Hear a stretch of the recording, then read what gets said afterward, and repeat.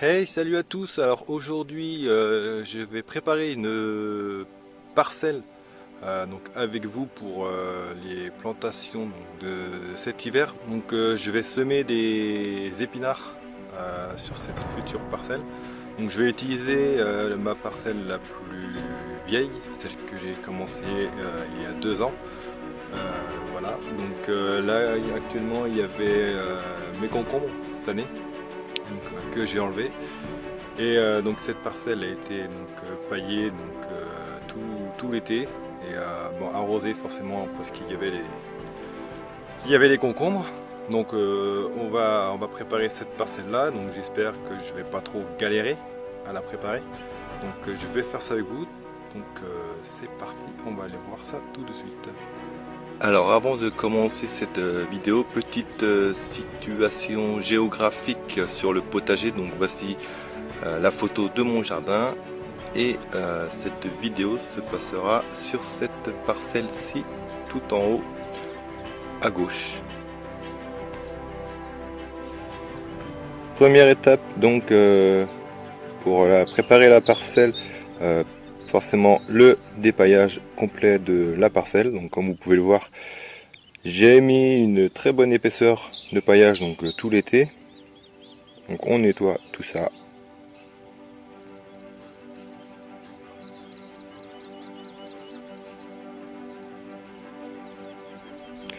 Et on va pouvoir voir ce que ça donne. Et comme vous pouvez voir, je ne peux même pas enfoncer mes doigts dedans. Trop compact. D'ailleurs, je vais vous laisser le son original. Vous allez bien voir comment j'ai galéré à utiliser mon petit outil pour casser les mottes.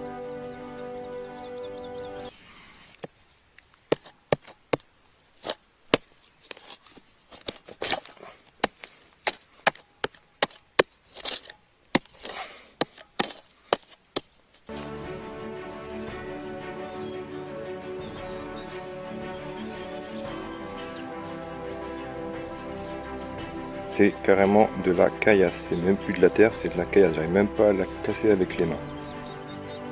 On est loin du potager d'Olivier ici, hein. Malgré que ça fait 2 ans que j'ai cette parcelle maintenant. Du coup, au arrosage, un bon arrosage pendant 5 bonnes minutes franchement, histoire d'ameublir la terre avec l'eau, donc j'hésite pas à arroser.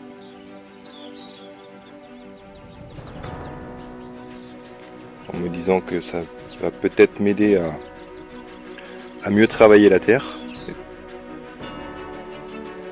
De toute façon, l'eau ne lui fera pas de mal. Et ensuite, c'est parti, gros moyen, grelinette. Et même avec la grelinette, je galère à enfourcher dans le sol. Une belle galère. Je m'attendais pas à ça, franchement, quand j'ai dépaillé, je pensais que j'allais avoir un sol bien aéré et tout.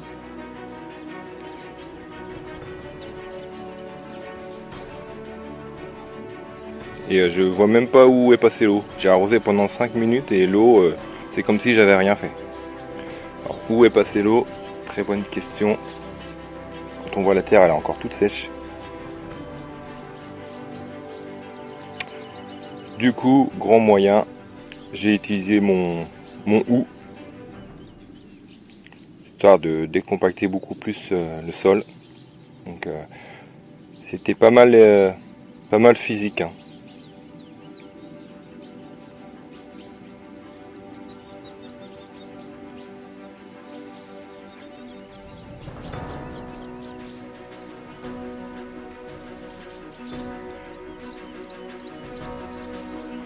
Et du coup, après avoir passé le houx, on finit le travail avec le dos du râteau pour casser les petites mottes de terre qui pourront déranger pour la semis. Donc je n'hésite pas à y aller, hein.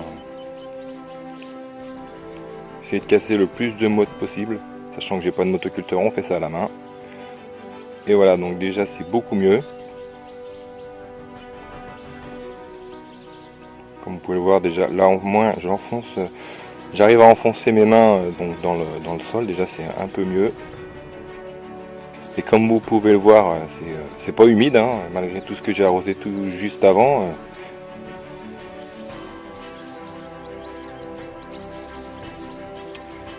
Et du coup, alors là, vous allez vous demander pourquoi je récupère un seau de terre, mais vous allez le voir par la suite, ça me sera très utile. Donc là, je me remplis un seau.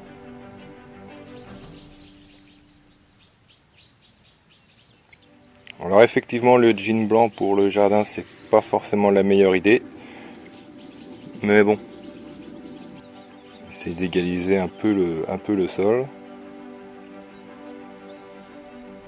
Voilà, le sol est à peu près. Le sol est à peu près pas trop mal là, donc on continue à enlever les cailloux qu'on trouve à droite à gauche, les petits morceaux de racines. Et on va passer un autre coup d'arrosage, et ce coup-ci je vais y aller, hein, je vais y aller franco, franchement. Là je me dis que le sol est bien aéré, donc l'eau devrait bien pénétrer dans le sol. Donc j'hésite pas à arroser. D'ailleurs j'ai peut-être été un petit peu trop fort. C'est devenu une piscine, mais bon c'est pas méchant, on va laisser l'eau pénétrer dans le sol, ça lui fera pas de mal. C'est que de l'eau, et voilà, donc après 10 minutes d'attente, l'eau a complètement rentré dans le sol, ça fait de la gadoue. Mais bon, comme je vous disais, j'avais récupéré donc un seau de terre. Et donc je vais utiliser un ancien panier à frites, pour cuire les frites du coup, comme gros tamis. Donc je vais le remplir avec ma terre, que j'avais récupéré juste avant comme je vous l'avais montré. Et je vais m'en servir donc comme tamis pour faire une couche de terre assez fine, sans les gros morceaux, sans les cailloux, sans rien. Donc ça va me faire un petit lit douillet pour les graines, un peu à la méthode d'Olivier dans ses dernières vidéos. Il le fait souvent avec un tamis, donc je me suis inspiré de ces vidéos pour faire de même avec mes outils que j'ai pu trouver. Donc voilà, donc j'ai mis une bonne couche d'un 1 ou 2 cm de terre, donc comme vous pouvez le voir c'est complètement c'est lisse, et c'est de la terre fine. Donc là pour les semis ça va être idéal, et sachant que c'est pas mal humide en dessous, l'humidité va remonter sur la terre, donc j'aurai pas besoin d'arroser. Donc voilà, donc la semis d'épinards géants d'hiver. Donc on va faire 3 belles lignes. Donc voici les graines. Et donc je vais faire 3 belles lignes sur toute la longueur. Je dois avoir à peu près 1m30 de longueur, 1m40.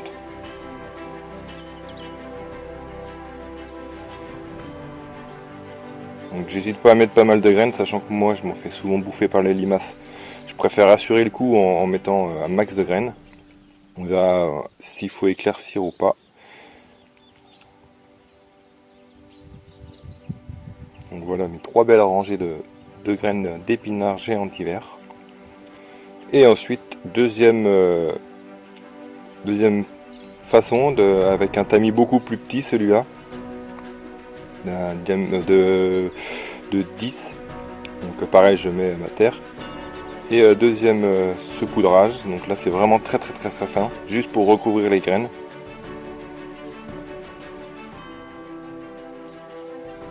Donc, comme vous pouvez voir, ça fait du genre du sable, de la terre en sable. Donc ça recouvre juste la graine, juste ce qu'il faut. 2-3 petits coups de finition, et on sera bon pour la semis.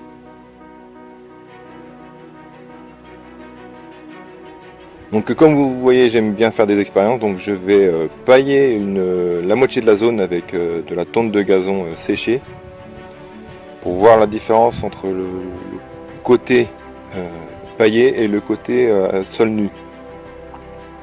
Donc je vais mettre juste un léger coup d'arrosage, histoire que déjà le paillage soit humide et ne s'envole pas avec le vent, et aussi que les graines collent bien à la terre. Donc un léger coup d'arrosage.